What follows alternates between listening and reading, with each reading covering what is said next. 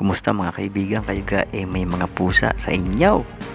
Naka tingnan ninyo at baka kayo bigyan din ng ganare.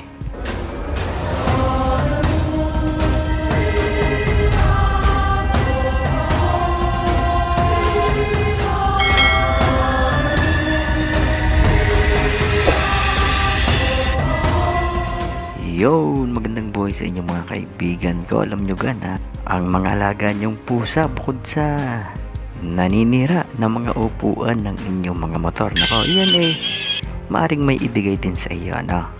Bukod sa dalang swerte, maaring bigyan ka rin yan ng mabisang agimat na maaring makatulong din sa iyo sa pang-araw-araw na pamumuhay mo, ano? So kapag ang iyong alagang pusa nakita mo na nalagas ang ngipin at iyon nakuha mo, maaring magkaroon ko ng kakaibang kakayanan na hindi kaya ng mga pangkaraniwang nilalang.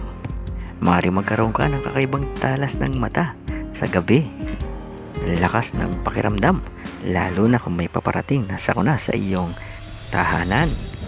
Magkakaroon ka rin ng bilis at likse sa mga oras na kinakailangan. Subalit meron itong side effect, ano? Kapag kayo nakakuha niyan, maaaring kayo maging tulog din ng tulog at maaaring maging matakaw kapag hindi mo na control ang iyong damdamin, lalo na sa mga bagay na nais mong kainin. Kaya naman kapag kayo nakakita o binigyan kayo ng inyong mga alaga ng ngipin niya o ng lagas ng ngipin niya, nasa sa inyo, ano, kung kukunin nyo o hindi.